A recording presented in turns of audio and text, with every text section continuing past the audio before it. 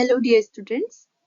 आज हम previous year question के सेक्शन डी एंड ई को सॉल्व करने जा रहे हैं। ओके, चलो फिर हम क्वेश्चन ही देख लेते हैं। Question number 29। अब यहाँ पे क्वेश्चन में क्या पूछा है, ये पूछ रहे हैं study the graph given below class 1 and class 2 showing different level of hormone showing different level of hormones and answer the question। यहाँ पे जो नीचे क्वेश्चन दिए हैं हमें, तो यहाँ पे देखो ये P वाला ग्राफ दिख रहा है, यहाँ भी P वाला, ये दोनों तो सेम दिख रहे हैं। Q वाले में हमें क्या हो रहा है, यहाँ पे ऊपर वाले में Q बढ़ा है उसके बाद कम हो गया, लेकिन दूसरे में Q बढ़ा है और उसके बाद वो देखो कम नहीं होता हुआ दिखाई दे रहा है। इसका मतलब फर्स्ट ग्राफ जो है वो किससे रिलेटेड है, यहाँ पर फोलिकुलर फेज दी है एंड ये ल्यूटरल फेज दी है। फोलिकुलर फेज में जो स्टार्टिंग की फेज होती है वहां पर जो पीक जिसका दिखाई देता है वो होता है एस्ट्रोजन, है ना। एस्ट्रोजन का पीक दिखाई देता है यहाँ पर। और जो इसके बाद ल्यूटियल फेज जो होती है वहां पर ये प्रोजेस्टेरोन दिखाई देता है। अब ये दिख रहा है नॉर्मल वाले का, है ना। देखो यहाँ पे प्रोजेस्टेरोन कम हो गया, लेकिन इफ फर्टिलाइजेशन हो जाता है तो क्या होता है, प्रोजेस्टेरोन बनता रहता है। और देखो ये यहाँ पे खत्म नहीं हुआ, ये चल रहा है यहाँ पे। तो अब यहाँ पे हम आंसर देख लेते हैं। फर्स्ट वाला क्वेश्चन देखते हैं। Which hormone is responsible for peak observe in class 1 and class 2। तो कौन सा हार्मोन होता है, तो ये जो हार्मोन होता है जिसकी वजह से ये पीक आते हैं, इस हार्मोन को बोलते हैं ल्यूटिनाइजिंग हार्मोन, LH।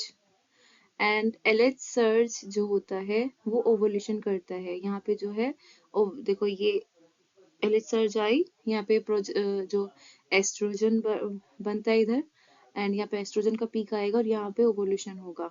ठीक है, तो यहाँ पे बताया कि ओवुलेशन होता है यानी कि ओवम रिलीज होगा फ्रॉम ग्रेफियन फॉलिकल। एंड जब ओवम रिलीज हो जाता है तो वहां पर जो बचता है उससे कॉर्पस ल्यूटियम बनता है ना। तो फर्स्ट आंसर ये हो गया। फर्स्ट में ये बताना है कि किसकी वजह से हो रहे हैं, एंड फंक्शन जो है उसका ये होता है कि ओवुलेशन इसका फंक्शन है और कॉर्पस ल्यूटियम का फॉर्मेशन। सेकंड क्वेश्चन पूछा है यहाँ पर, write changes that take place in ovary and uterus during follicular phase. तो जब फोलिकुलर फेज आती है तो क्या चेंजेस आते हैं। फोलिकुलर फेजेस में जो होते हैं वहां पे पहले ग्रोथ होती रहती है एंड मेचुरेशन होता है ओवेरियन फॉलिकल्स का। एंड एक फॉलिकल जो होता है वो ग्रेफियन फॉलिकल बनता है, ग्रेफियन फॉलिकल बनता है एंड वो एस्ट्रोजन को सिक्रेट करता है। ठीक है, और यूट्रस में क्या होता है, यूट्रस में उस टाइम एंडोमेट्रियम रिजनरेट होने लगती है, उसकी थिकनेस बढ़ने लगती है, ब्लड सप्लाई इंक्रीज होती है, ग्लैंडुलर डेवलपमेंट होता है। ये प्रिपरेशन चलती रहती है कि अगर यहाँ पे ओवरी में अगर जो ओवम रिलीज होगा, ठीक है, अब वो ओवम जो बन गया है अगर वो फर्टिलाइज हो जाए तो उसके लिए यूट्रस में की प्रिपरेशन चलती रहती है एंडोमेट्रियम की रिजनरेशन की। और ताकि अगर फर्टिलाइज हो जाए तो फिर यहाँ वो ब्लड सप्लाई और ये सब प्रोवाइड करा सके जो डेवलपिंग एम्ब्रियो है उसको। अब यहाँ पर दिया था कि सी और डी में से एक करना है। ठीक है, तो हम सी वाला देखते हैं। Name the hormone Q and Q of case 2।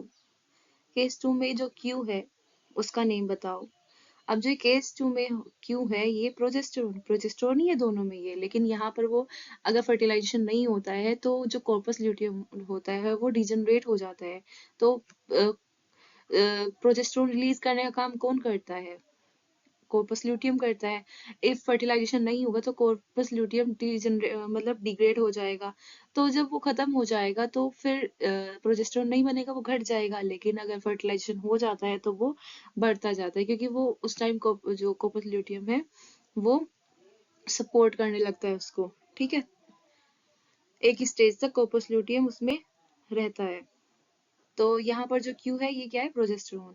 अब इसका फंक्शन पूछा है, तो फंक्शन होता है इसका कि ये जो होता है कॉर्पस जो प्रोजेस्टेरोन होता है ये जो एंडोमेट्रियम है उसको मेंटेन करने का काम करता है। जो मतलब बाद में जब वो जाइगोट बनेगा और उसके बाद कुछ सेल का जो एम्ब्रियो बन जाता है उसका इम्प्लांटेशन होता है प्रेगनेंसी के लिए। जब प्रेगनेंसी होती है तो मतलब जब फर्टिलाइजेशन हो गया, आफ्टर दैट वो कुछ सेल का होने के बाद फिलोपियन ट्यूब से यूट्रस में आता है, यूट्रस में फिर वो आके जो एंडोमेट्रियम होते हैं वहां पर इम्प्लांटेशन होता है उसका। बाकी उसको नरिशमेंट वगैरह ये सब प्रोवाइड कराता है फिर एंडोमेट्रियम के थ्रू ही। फिर इसके बाद डी वाला देखते हैं, which structure in ovary will remain functional in case 2, how it is form. तो केस 2 में कौन सी स्ट्रक्चर है जो रिमेन रहती है? देखो केस 1 में ये हमें क्या दिख रहा है, एक डिफरेंस दिख रहा है, ये क्यों यहाँ पे बढ़ रहा है, अब क्यों क्यों बढ़ रहा है, कॉर्पस ल्यूटियम की वजह से। यहाँ पर कॉर्पस ल्यूटियम जो है वो डिजनरेट हो जाता है। तो वही है कि केस 2 में कॉर्पस ल्यूटियम जो होता है वो रिमेन फंक्शन करता है, ओके, फंक्शनल रहता है। इट इज फॉर्म फ्रॉम, जब ये ग्रेफियन फॉलिकल रप्चर होता है और ओवम ओवोल्यूशन होता है, ओवम रिलीज होता है, तो तब ये बनता है। और किसकी इन्फ्लुएंस में? एलएच की इन्फ्लुएंस में, ठीक है। तो इसका स्क्रीनशॉट ले लेना। अब हम नेक्स्ट देखते हैं क्वेश्चन नंबर 30। यहाँ पर देखो, इसको पहले रीड करना है। In nature we rarely find isolated or single individual of any species, ठीक है। Majority of them live in group as well as define geographical area, share and compete for similar resources। तो यही होता है कि rarely कोई single रहता है, वैसे तो मेजोरिटी ग्रुप में ही रहते हैं और इंटरब्रीड करते हैं। पॉपुलेशन और दस कॉन्स्टिट्यूटिव पॉपुलेशन, और पॉपुलेशन के कुछ एट्रीब्यूट्स होते हैं जबकि इंडिविजुअल के वो एट्रीब्यूट्स नहीं होते, जैसे कि बर्थ रेट होती है, डेथ रेट होती है। तो एक इंडिविजुअल है, उसके तो या वो बर्थ होगी या उसकी डेथ होगी, वो मर जाएगा, जिंदा रहेगा। लेकिन जब हम एक पॉपुलेशन में लेते हैं कि भाई इतने लोग जन्म लिए हैं, इतने लोग मर गए हैं, तो रेट जो है वो हम पॉपुलेशन में ही देख सकते हैं, ठीक है। Population at a given time is composed of individual of different age. तो डिफरेंट एज के पॉपुलेशन में लोग रहते हैं, चाइल्ड भी रहेंगे, बूढ़े लोग भी रहेंगे, जवान लोग भी रहेंगे, है ना। साइज ऑफ पॉपुलेशन से हमें पता लगता है, इससे भी हमें काफी उसका स्टेटस पता लगता है। Whatever ecological process we wish to investigate in a population but outcome competition वगैरह ये सब इन्होंने दिया है। अब देखो यहाँ बताया है इन्होंने, the size in nature could be low or going to million. Population size called population density. यहाँ पर इन्होंने पॉपुलेशन की साइज को बताया कि डेंसिटी होता है, और वो मेजर ऐसा जरूरी नहीं है कि वो नंबर्स में ही मेजर की जाए। कई बार द साइज ऑफ पॉपुलेशन जो है वो कोई स्टेटिक पैरामीटर नहीं है, ये चेंज होती है, डिपेंड करती है वेरियस फैक्टर पर, फूड पर, प्रेडेशन प्रेशर पर, इन सब पे। क्वेश्चन पूछा है इन्होंने, the monarch butterfly is highly distasteful to its predator because of a special chemical present in its body, ठीक है। इसका टेस्ट बहुत खराब होता है, ठीक है। और जब मतलब प्रेडेटर इसको खाता है तो उसको टेस्ट अच्छा नहीं लगता है, कोई इसके अंदर ऐसा केमिकल है। How does the butterfly acquire the chemical? तो इसने वो केमिकल कहाँ से लिया है, इसके अंदर कहाँ से आया है? तो मोनार्क बटरफ्लाई क्या करती है, जो डिस्टेस्टफुल केमिकल है वो एक लावल स्टेज में फीड करती है उन कैलोट्रोपिस, जिसको हम मिल्क वीड भी बोलते हैं, कैलोट्रोपिस को खाती है। एंड उसकी वजह से ही क्या होता है, ये जो प्लांट है इसमें कुछ कार्डियक ग्लाइकोसाइड्स होती हैं जो कि बटरफ्लाई की बॉडी में स्टोर हो जाती है, और वो जो है इसको पॉइजनस और ऐसा खराब टेस्ट की बना देती है, ठीक है। तो फर्स्ट का आंसर ये हो गया। देन इसमें और भी क्वेश्चन दिए हैं। बी जो है, बी में इन्होंने पूछा है कि पॉपुलेशन की डेंसिटी एट टाइम t+1 उन्होंने 800 दे दी, इमिग्रेशन दिया है 100, मतलब एमिग्रेशन 100, इमिग्रेशन दिया है 200, नेटिलिटी दिया है 200, मोर्टिलिटी दिया है 150। अब मैं बताती हूँ आपको कि जो देखो गिवन हमें t+1 पे उसकी डेंसिटी देती कि वो कितने हैं, उसके नंबर दे दिए, ठीक है, 800 दे दिया, ओके। उसके बाद नेटिलिटी का मतलब होता है बर्थ से, ठीक है, यहाँ पे बी लिखा भी है, यानी कि ये क्या है,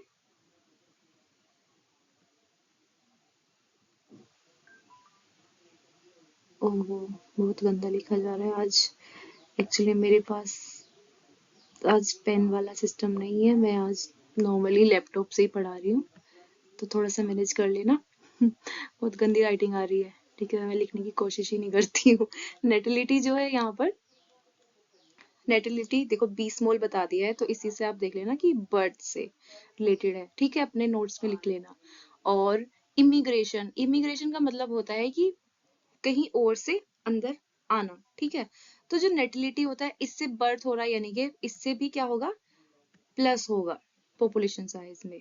ठीक है, इमिग्रेशन यानी कि आई आ रहा है ना, आई का मतलब इन, कोई चीज अंदर आ रही है, तो यहाँ पर भी क्या होगा, ये भी पॉपुलेशन को, नंबर को इंक्रीज करेगी। मोर्टेलिटी मतलब डेथ, डेथ से रिलेटेड है, अब मरेंगे लोग तो माइनस होगा। ऐसे ही एमिग्रेशन, ई मतलब एग्जिट, ठीक है, एक तरीके से कोई जा रहे हैं छोड़कर, तो इसकी वजह से भी माइनस होगा। ठीक, तो हमें पता लग गया कि ये क्या क्या क्या इनका इम्पेक्ट होगा। अब फॉर्मूला होता है किसी की मतलब पॉपुलेशन डेंसिटी एट किसी टाइम पर। ठीक है, ठीक है, इन्होंने गिवन दी है t+1 पर, तो हम t+1 पे ही रख के देख लेते हैं। t+1 पर कितनी होगी, t+1 पर इतनी होगी कि जितनी t पर होगी उसमें हम प्लस कर देंगे बर्थ रेट, कितनी बर्थ हुई है, कितना इमिग्रेशन में कितने लोग आए हैं, और माइनस कर देंगे कितनी डेथ हुई है और कितने लोग वहां से गए हैं। तो प्लस किसको करेंगे, जिनकी वजह से बढ़ा है, और माइनस उनको करेंगे जिनकी वजह से घट रहा है। दो की, ये दो जो है इनकी वजह से कम होगी, ठीक है, और इन दो की वजह से बढ़ेगी। और इनिशियल, हम कोई इनिशियल टाइम टी पे होगा। ठीक है, तो n t+1 वही होगा कि एक इनिशियल टाइम टी पर इतना था, कुछ होगा x, और प्लस ये बढ़ा दिया। तो अब हमें इसका दिया है, हमें वैल्यू दी है t+1 की, तो ये रख ली हमने। इन चारों की भी वैल्यू दी है, और हमें निकाल फाइंड आउट करने के लिए बोला है कि at population density at time t। तो हमने यहाँ पे सब जगह वैल्यू पुट कर दी, इसकी वैल्यू यहाँ पे, यहाँ पे। तो अब फाइनली हमें कैलकुलेट करने के बाद जो है 800 हो गया। अब ये कितना हो गया, 150। एंड देखो इसमें से हमने जब ये 400 हुआ, ये वाला हिस्सा हुआ 400, एंड ये हो गया 150, तो 250, 400 में से 150 का तो टू ये बचा, 250 जाने के बाद 150। तो अब इसको उधर इससे माइनस कर लेंगे, और फाइनली हमें मिल जाएगा यहाँ पर पॉपुलेशन डेंसिटी 650। ठीक है, तो ये आप कैलकुलेट करके भी देख सकते हैं। अब हम, ये मुझे थोड़ा गंदा लग रहा है, मैं इसको हटा देती हूँ। अरे यार, हट जा हट जा हट जा हट जा, पता नहीं कितना बदतमीज है।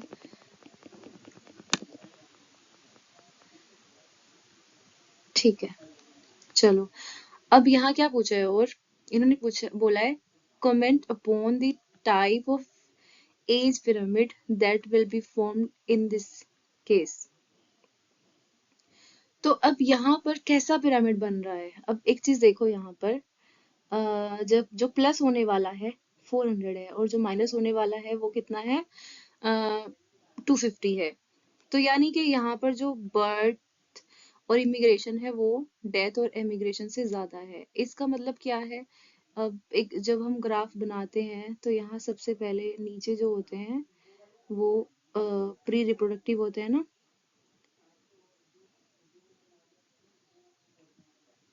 प्री रिप्रोडक्टिव यानी कि जो चाइल्ड होते हैं, फिर यहाँ पर आते हैं रिप्रोडक्टिव वाले, और यहाँ पर आते हैं हमारे बूढ़े लोग आते हैं। ठीक है, पोस्ट रिप्रोडक्टिव वाले, यहाँ पी लिख दिया मैंने, पोस्ट रिप्रोडक्टिव। तो प्री रिप्रोडक्टिव यानी कि जो बच्चे जो न्यू पैदा हुए हैं, ठीक है, ऐसे वाले, क्योंकि यहाँ आई और वो ज्यादा आ रहा है, यानी कि जो पैदा हो रहा है, जो हो रहे हैं वो ज्यादा है। ठीक है, एक तरीके से, तो यहाँ पर जो पॉपुलेशन है वो इंक्रीजिंग है। ओके, तो जो एज पिरामिड होगा वो ट्रायंगुलर टाइप का होगा, वही बताया गया है। ठीक है, अब हम नेक्स्ट देखते हैं, ये भी इसी का है, सी पार्ट और डी पार्ट में से एक करना था। तो पूछ रहे हैं what is the difference in a method of measuring population density in an area if 200 carat grass plant to only single huge banyan tree। तो डिफरेंस पूछा है कि इनके मेथड में क्या डिफरेंस होगा अगर हमें बनियान ट्री का देखना है और कैरेट ग्रास का। अब देखो यहाँ पे हम नंबर, कैरेट ग्रास जो है उनकी हम नंबरिंग काउंट कर लेंगे। अब एक सिंगल बनियान ट्री, तो बनियान ट्री के लिए क्योंकि वो ह्यूज है तो उसका हम बायोमास के थ्रू मेजरमेंट करेंगे, जबकि कैरेट ग्रास हम उनको डायरेक्ट काउंट करके न्यूमेरिकल डेंसिटी मेजर कर लेंगे, और वहां पे कि उसने कितना परसेंटेज उसने कवर किया है, कितना एरिया उसने ऑक्यूपाई किया है, उसके बेसिस पर देखेंगे। ठीक है। अब देखो कोई चीज है, छोटी छोटी चीज है, उसको तो हम डायरेक्टली देख सकते हैं ना काउंटिंग के हिसाब से, वहाँ काउंटिंग का सिस्टम दिया है। लेकिन कोई है ह्यूज साइज का बनियान ट्री, वो सिंगल ही है, तो उसमें हम क्या काउंटिंग तो नहीं कर सकते, हम उसका बायोमास देख सकते हैं, उसका एरिया देख सकते हैं कि उसने कितना एरिया कवर किया है। Next, name two method to measure the population density of tiger. अब टाइगर के लिए पूछ रखा है, तो टाइगर के लिए पगमार्क और कैमरा ट्रैपिंग मेथड यूज करते हैं। पगमार्क में हम देखते हैं कि भाई वहां पर फुटप्रिंट्स वगैरह को देखते हैं, उनकी काउंटिंग वगैरह करते हैं, और यहाँ पर कैमरा ट्रैपिंग से पॉपुलेशन डेंसिटी जो है वो photographing tigers, identifying individual bye stripe pattern वगैरह, और कैप्चर रिकैप्चर टेक्निक वगैरह ये यूज करते हैं।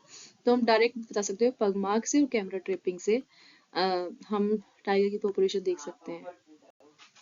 देन नेक्स्ट क्वेश्चन, अब यहाँ पर हम आ जाते हैं सेक्शन ई पर। ठीक है, हमारा डी हो गया कवर। डी में 2 क्वेश्चन थे, अब ई में भी देखते हैं। ये क्वेश्चन नंबर 35 नहीं है, गलत डाल दिया मैंने। चलो यहाँ पे student to attempt either A or B. यहाँ पर ए जो है state, what do you understand by MALT, where is it located inside our body. तो माल जो होता है वो होते हैं म्यूकोसा एसोसिएटेड लिम्फोइड टिश्यू। पहले तो इसकी फुल फॉर्म बता देंगे। ये हमारा इम्यून सिस्टम वाला जो चैप्टर है ना, जो ह्यूमन हेल्थ एंड डिजीज में जो इम्यूनोलॉजी का टॉपिक है उसमें है ये। ठीक है, वहां पे माल्ट के बारे में बताइए, बहुत इंपॉर्टेंट है malt, mucosa associated lymphoid tissue. ठीक है। और जो ये होता है हमारा इम्यून सिस्टम, जिसमें जैसे कि हमारी म्यूकोसल सरफेस कहाँ कहाँ होते हैं, एक तो हमारा जो रेस्पिरेटरी ट्रैक्ट होता है, डाइजेस्टिव ट्रैक्ट होता है, यूरोजेनिटल ट्रैक्ट होता है, यहाँ पे प्रेजेंट होता है। ठीक है। यानी कि जो हमारे माउथ से अंदर अंदर जो इसोफेगस और स्टमक और इंटेस्टाइन वहां तक जाता है, और जो हमारी रेस्पिरेटरी ट्रैक्ट होती है वहां पे भी। और इस तुम ऐसे भी याद कर सकते हो कि भाई जब हमें खांसी वासी भी होती है तो म्यूकस सीक्रेट होता है, जो हमारा एक तरीके से माउथ में भी हल्का सा चिकनाट सा, हल्का सा ऐसा रहता है कि मतलब सलाइवा भी थोड़ा थोड़ा सा।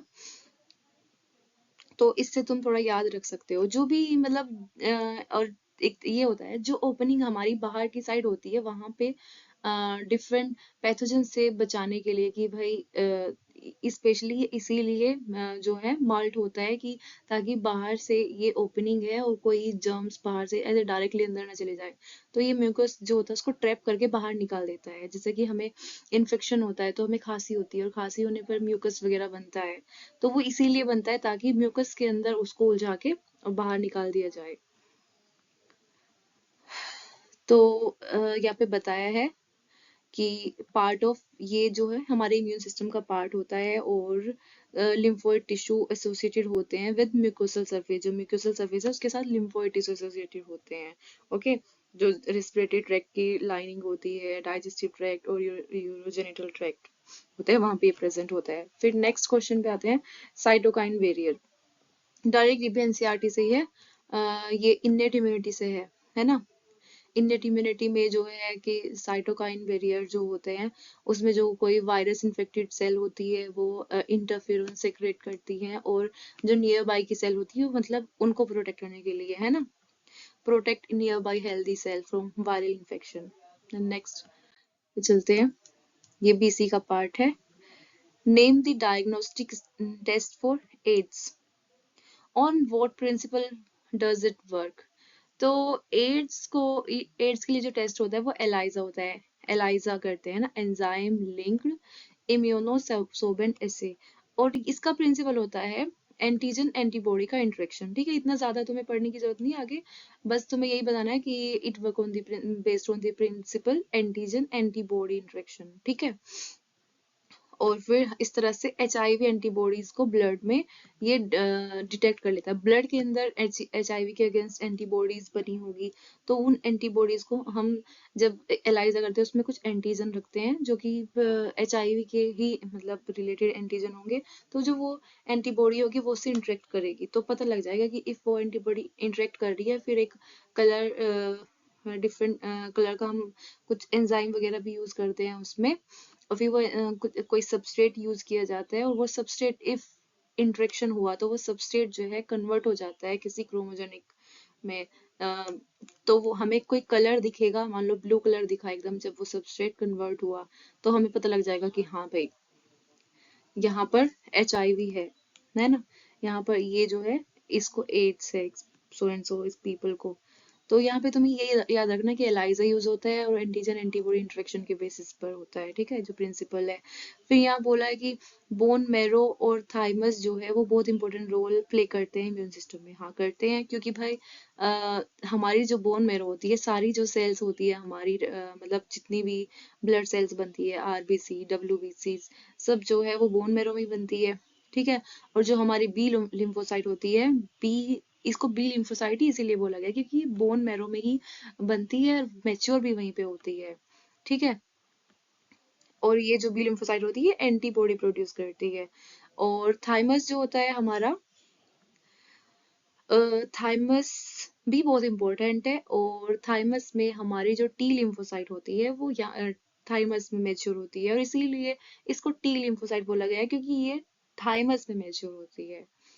ओके, तो टी सेल जो है वो इम्यूनोकॉम्पिटेंट बनती है और हेल्प करती है सेल मेडिएटेड इम्यूनिटी में, ठीक है। पहले भी सेल मेडिएटेड इम्यूनिटी से रिलेटेड क्वेश्चन आया था, जो कोई टिश्यू रिजेक्शन मतलब जो ऑर्गन रिजेक्शन होता है उसमें हमारा ये सेल मेडिएटेड इम्यूनिटी वर्क करता है। Okay, next. अब यहाँ पर इन्होंने दिया है कुछ चीजें यहाँ पे मिसिंग है, वो हमें बतानी है। इन्होंने यहाँ पे केमिकल दिया है कि कोई केमिकल या बायोएक्टिव मॉलिक्यूल है जैसे कि ब्यूटरिक एसिड है, और इसका इन्होंने यूज भी बता दिया है कि ये फूड केमिकल फार्मा इंडस्ट्री में यूज होता है। तो ये डायरेक्ट एनसीईआरटी में ही बताया गया है कि ब्यूटरिक एसिड जो है वो क्लोस्ट्रीडियम एक बैक्टीरिया है, ठीक है, क्लोस्ट्रीडियम बैक्टीरिया है, वो ये प्रोड्यूस करती है, ठीक है। मोनोस्कस पर्पस जो कि कोलेस्ट्रॉल को इनहिबिट करता है, इसका है स्टेटिन।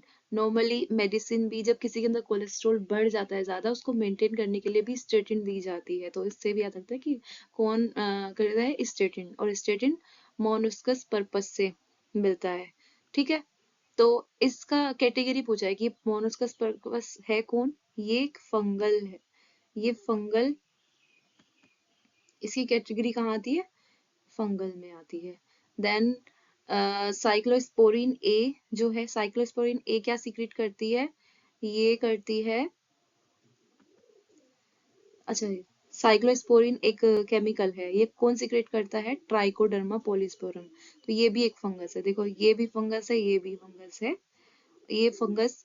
अब यहाँ पे इसका काम क्या होता है, देखो जो स्टेटिन है वो तो कोलेस्ट्रॉल को इनहिबिट कर रही है, और जो ये साइक्लोस्पोरिन ए होती है ये जो करती है इम्यूनो सप्रेसेंट होती है। जब ऑर्गन ट्रांसप्लांटेशन करते हैं ना, तो ताकि हमारा इम्यून सिस्टम ज्यादा वर्क करके उस ऑर्गन को रिजेक्ट ना कर दे, तो फिर कुछ इम्यूनो सप्रेसेंट दिए जाते हैं, तो वो साइक्लोस्पोरिन है। ओके, ये अब नेक्स्ट दिया है यहाँ पर question, why are baculovirus used as biological control agent. तो क्यों करते हैं, because they are highly specific to insect. क्यों करते हैं हम इनको, कि भाई जो इंसेक्ट पेस्ट लगेगा वो सिर्फ उनके लिए स्पेसिफिक है, वो प्लांट को कोई नुकसान नहीं पहुंचाएंगे, या एनिमल को या बर्ड को, किसी और को कोई नुकसान नहीं पहुंचाएंगे, बस जो इंसेक्ट है जो नुकसान पहुंचा रहा है प्लांट को, उसी को वो खत्म करेंगे, ठीक है। तो ये इको फ्रेंडली बायोपेस्टिसाइड होता है।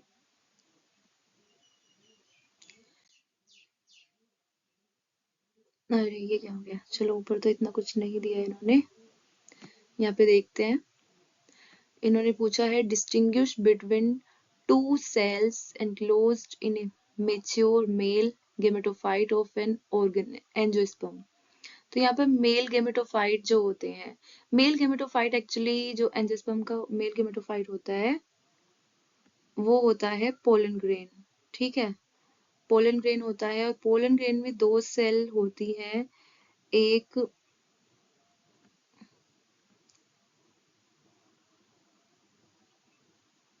बहुत गंदा सा बनाया है मैंने, ऐसे अंदर अंदर का ही बना के दिखा रही हूँ। ये एक बाहर वाली सेल हो गई जिसको वेजिटेटिव बता दिया है, और ये अंदर वाली हो गई छोटी सी सेल इसके अंदर ही। ठीक है, बहुत गंदी बनाई है, जनरेटिव सेल। क्योंकि अभी मेरे पास पेन नहीं है और तो मुझे डायरेक्ट लैपटॉप से ऐसे ही पढ़ाना पड़ रहा है, तो इससे मुझे इतना अच्छा ड्रॉ करना नहीं आ रहा। तो जो एक बाहर वाली सेल है वो होती है वेजिटेटिव सेल, और जो जनरेटिव सेल होती है वो वेजिटेटिव सेल के अंदर ही होती है। ठीक है, अम्म, और ये छोटी सेल होती है और स्पिंडल शेप होती है, और ये जो होती है डिवाइड हो जाती है दो में। ठीक है, to divide into two male gametes बाद में, और फर्टिलाइजेशन में ये हेल्प करेगी। जब फर्टिलाइजेशन होगा ना, दो में हो जाएगी। अब अंदर जो फर्टिलाइजेशन होगा ये उसमें काम करेगी। और जो वेजिटेटिव सेल होती है, ये जो बड़े वाली सेल है, बड़ी के अंदर ही जनरेटिव रखी है, तो ये जो सेल होती है इसका वैक्यूल बड़ा काफी होता है और ये पोलन ट्यूब बनाती है। तो इसका काम होता है पोलन ट्यूब बनाना और नरिशमेंट प्रोवाइड कराना। ठीक है, तो ये तुम थोड़ा सा पोलन ग्रेन की स्ट्रक्चर में देख लेना कि भाई सेल होती है पोलन ग्रेन में, जो बाहर वाली सेल होती है वो वेजिटेटिव सेल होती है, और उसी के अंदर जनरेटिव सेल प्रेजेंट होती है उसी के साइटोप्लाज्म में। फिर सेकंड इन्होंने पूछा है, इसको देखना है हमें फिर आंसर देना है। ठीक है, तो यहाँ पर डायग्राम में तीन मेथड दिए। देखो, एक जो ये फर्स्ट मेथड हमें दिखाई दे रहा है, फर्स्ट क्या दिख रहा है, प्लांट एक ही फ्लावर है, ये वही फ्लावर में ये मेल पार्ट है। ठीक है, ये मेल पार्ट है एंड ये फीमेल पार्ट है। तो मेल से पोलन ग्रेन फीमेल में जा रही है सेम फ्लावर में, तो इसको बोलेंगे हम ऑटोगेमी। ठीक है, अब सेकंड में क्या हो रहा है, यहाँ पर इससे दूसरे में जा रहा है, थर्ड दिखा रहे हैं। पहले में देख लेते सेकंड में, एक ही प्लांट है, एक फ्लावर से मेल पार्ट जा रहा है और दूसरे का फीमेल उसमें पार्टिसिपेट कर रहा है, तो इसको बोलते हैं जिटेनोगेमी। प्लांट सेम ही है, और जब दूसरे प्लांट, एक प्लांट का पोलन ग्रेन है और दूसरे का फीमेल वाला है, देन यहाँ इसे बोलते हैं जीनोगेमी। ठीक है, जो ये दोनों होती है, इनमें जो बेबी मतलब जो न्यू सीड बनेगा वो सिमिलर ही रहेगा जेनेटिकली। अब भले ही ये अपने साथ कर रहा है, फ्लावर एक ही में कर रहा है, या फिर अपने ही प्लांट के दूसरे फ्लावर के साथ कर रहा है फर्टिलाइजेशन पोलिनेशन, तो जीन तो सेम ही है ना। एक प्लांट के अंदर जितने भी फ्लावर होंगे जीन तो सेम ही आएंगे वहां पर। तो ये हो गया। अब इन्होंने ये पूछा है केयरफुली हमें बताना है, बता दिया।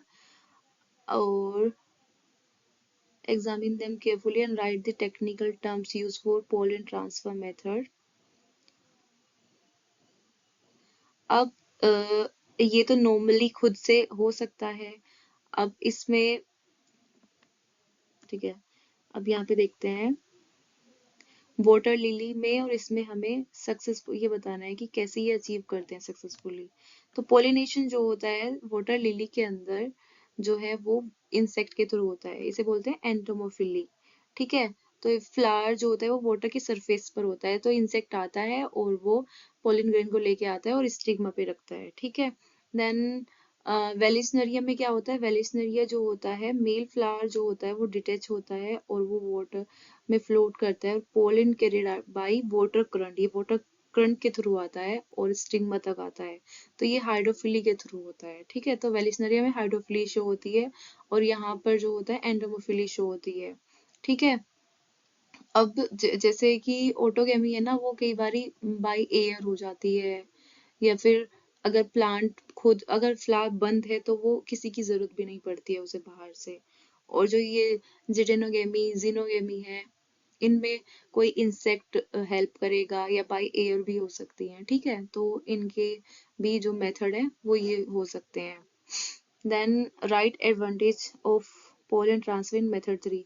अब मेथड 3 है, एक से दूसरे पे जा रहा है, एक प्लांट से दूसरे में, तो यहाँ पर जेनेटिक वेरिएशन आएगी। ठीक है, इसको जीनोगेमी कहते हैं। यहाँ पर क्या होगा, जेनेटिक वेरिएशन आएगी ऑफस्प्रिंग में, और इससे इवोल्यूशन और एडप्ट ये अच्छे से एडप्ट भी करेंगे जो एनवायरमेंटल चेंज होगा उसको। नेक्स्ट क्वेश्चन पे चलते हैं। वो इसी का दूसरा ऑप्शन है कि या तो वो कर सकते हैं हम या ये वाला। तो हमें तो सभी सॉल्व करने हैं प्रीवियस से, है ना? तभी तो प्रैक्टिस बनेगी ना अच्छे से। हाँ, अब यहाँ देखते हैं, इन्होंने बोला है कि ये डायग्राम है, ह्यूमन ओवम है और उसको स्पर्म ने घेरा हुआ है, ठीक है। अब यहाँ पे एक पी स्पर्म है, क्यू है का आर है, और ये इनकी जोना पेलुसिडा है, ये प्रीविटिलाइन स्पेस है, ये सेल ऑफ कोरोना रेडिएटा है। तो यहाँ पर पूछा है compare the fate of sperm P Q R. अब देखो, देखो यहाँ पर कुछ ऐसा है, जो पहले गया वो जीत जाएगा, है ना? अब यहाँ एक ऑलरेडी जो है वो बहुत नजदीक आ चुका है भाई, जोना पेलुसिडा के। तो एक अगर आ गया, बोला ना पी यहाँ पे आ चुका है, तो अब ये क्या करेगा, क्रोमोसोमल रिएक्शन करेगा, और सिर्फ एक ही जो है स्पर्म जो होता है वो पेनिट्रेट कर सकता है ओवम को, ये अंदर चला गया। तो इसने अब कुछ ऐसे चेंजेस ये करता है कि दूसरे जो स्पर्म है वो फ्यूज नहीं कर सकते हाथ में। तो क्यू जो है वो यहाँ आ भी जाए रेडिएटा तक या पेलोसिडा तक, लेकिन ये एंटर नहीं कर पाएगा, क्योंकि ऑलरेडी जब एक पी वाला जा चुका है ना, तो ये अंदर कुछ ऐसे चेंजेस करेगा जिसकी वजह से अब कोई दूसरा आगे फ्यूज कर नहीं आगे वैसे काम नहीं कर सकता, ठीक है। फर्टिलाइजेशन नहीं हो सकता आगे। तो यही बताया कि पहले आ गया है तो ये अपना काम करेगा, फाइनली पेनिट्रेट करेगा ओवम में, इसका जो है न्यूक्लियस चला जाएगा। और क्यू जो है वो आ भी सकता है लेकिन वो एंटर नहीं कर पाएगा, क्योंकि फर्टिलाइजेशन मेम्ब्रेन जो है वो बन चुकी होती है।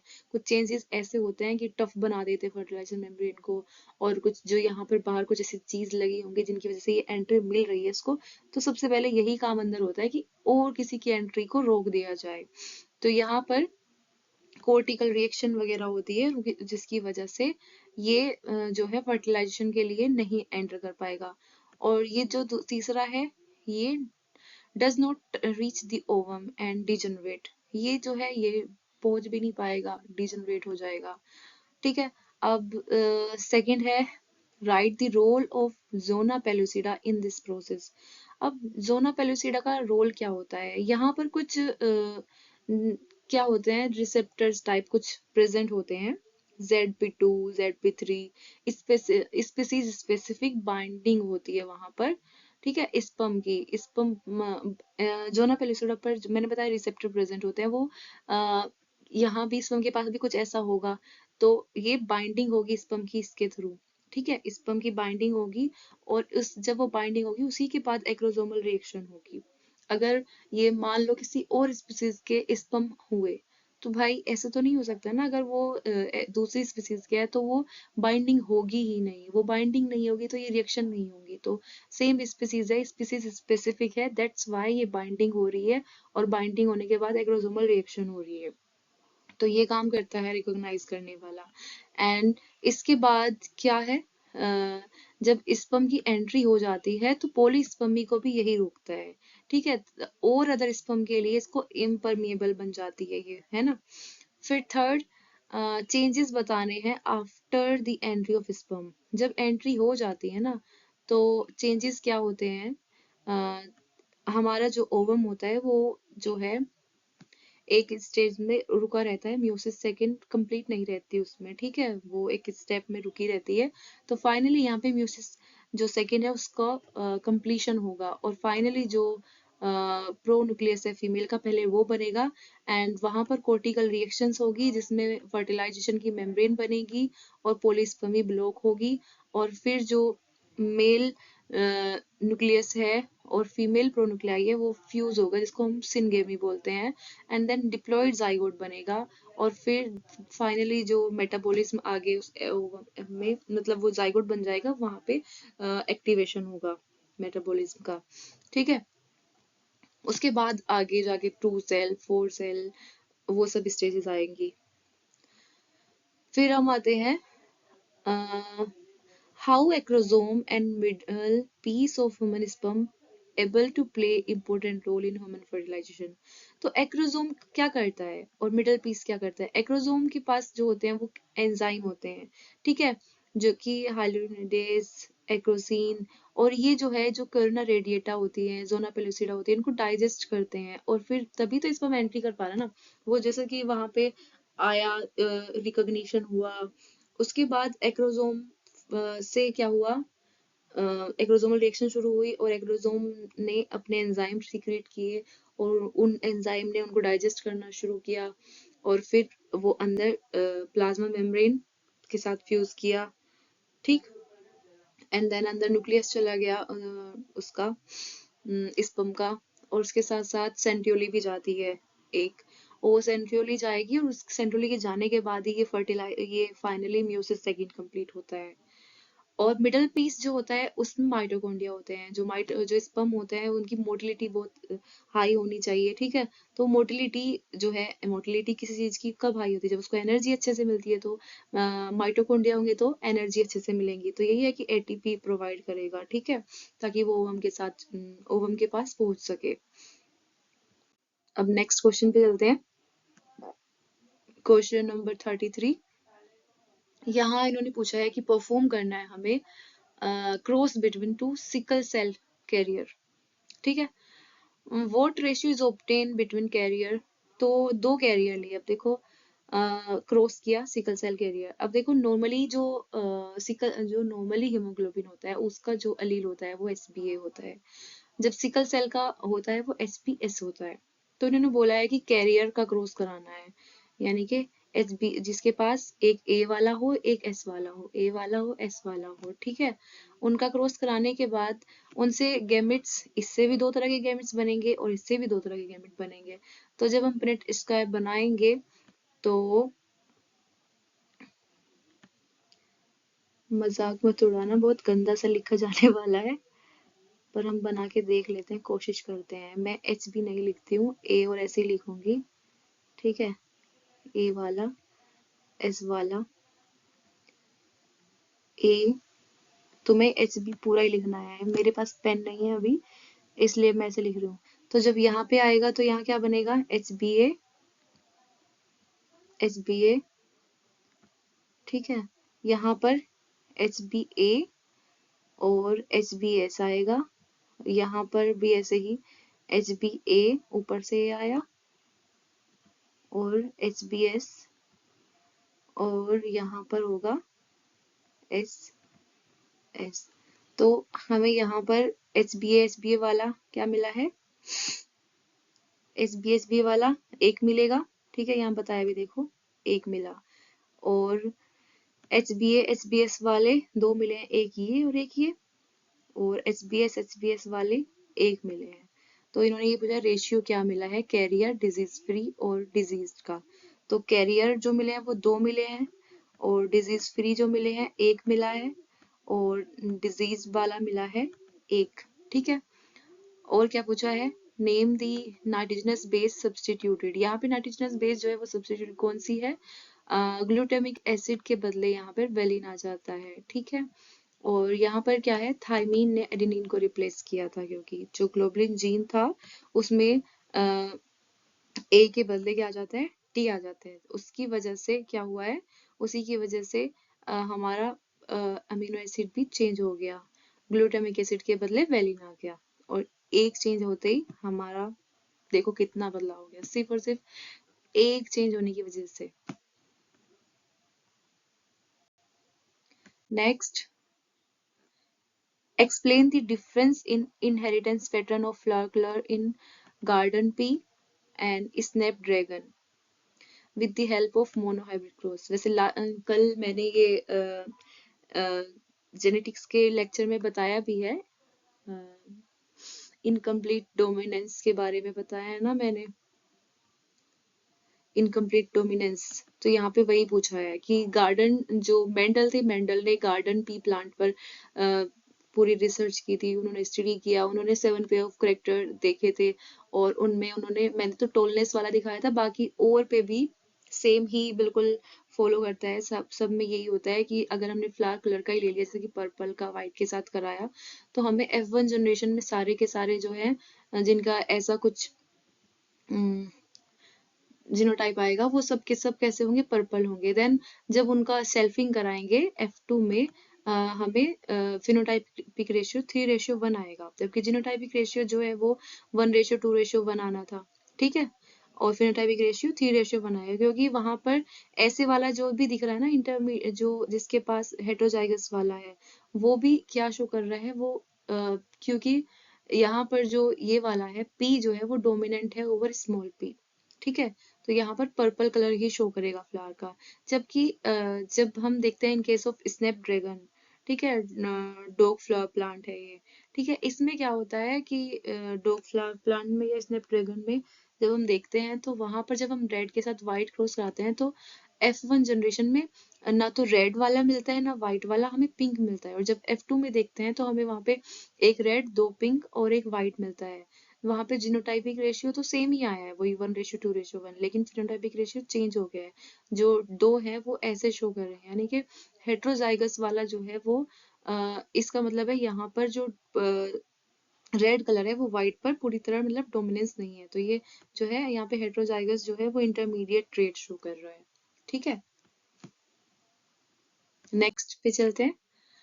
अब यहाँ पूछा है कि explain with the help of well label diagram how lake operon operate in E coli.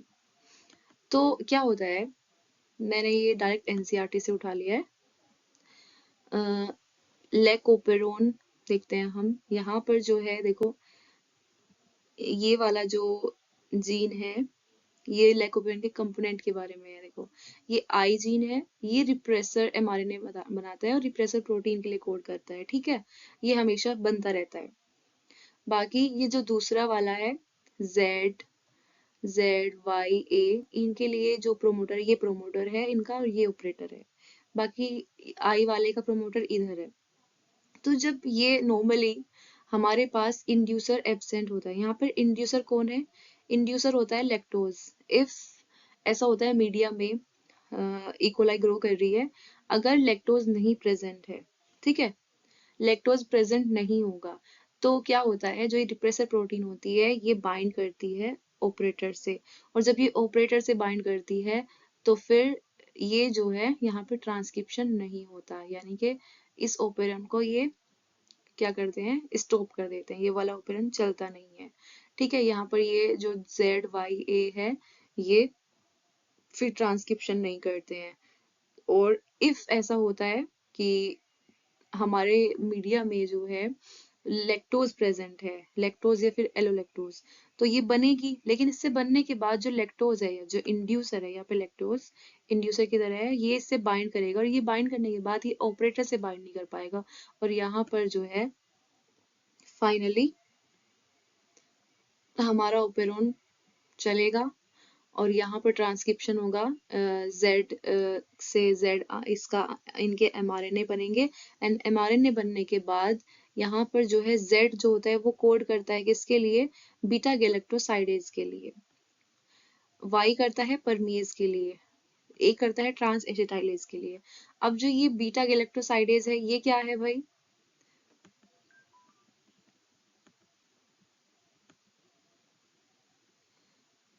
ये लैक्टोज जो है, अब हमारे अंदर जो ये बैक्टीरिया को लैक्टोज मिला है, अब यहाँ पे ये काम क्यों करता है, नॉर्मली जो है, नॉर्मली मीडिया में ग्लूकोज प्रेजेंट है, मान लो नॉर्मली ग्लूकोज प्रेजेंट है, तो भाई उसको क्या जरूरत है गैलेक्टोसाइडेज की, गैलेक्टोसाइडेज क्या करता है, वो लैक्टोज को ब्रेक डाउन करता है, लैक्टोज को ग्लूकोज गैलेक्टोज में तोड़ेगा। ठीक है, लेकिन अगर हमारे पास लैक्टोज है ही नहीं तो भाई जरूरत क्या है तोड़ने के वाले की। ठीक है, तो ग्लूकोज मिल रहा है, वो अपना काम चला रहा है, लेकिन उसके पास अभी लैक्टोज आ गया, तो अब उसको खाने के लिए ग्लूकोज न देके लैक्टोज दे दिया, तो भाई अब उसको अलग से अपनी मशीन का काम करना पड़ेगा कि चलो भाई अब ना एंजाइम दो वो वाले जो इस लैक्टोज को ना ग्लूकोज में उसमें तोड़ सके ताकि मैं एनर्जी ले सकूं, है ना।